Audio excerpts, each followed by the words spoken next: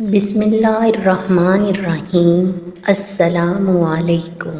ہر پریشانی میں یہ 5 دعائیں ضرور پڑھا کریں۔ اگر آپ مشکل وقت میں ہیں، پریشانی میں ہیں تو ان 5 دعاؤں کو پڑھیں۔ انشاءاللہ تعالی اللہ تعالیٰ آپ کی پریشانیوں کو دور فرما دے گا۔ اور وہ 5 دعائیں یہ ہیں: بسم اللہ الذی لا الہ الا هو الرحمن الرحیم، حسبی اللہ ونعم الوکیل، اللہ ربی لا اشرک بہ شیئا، اللہم اغفر لی، لا الہ الا انت سبحانک انی کنت من الظالمین۔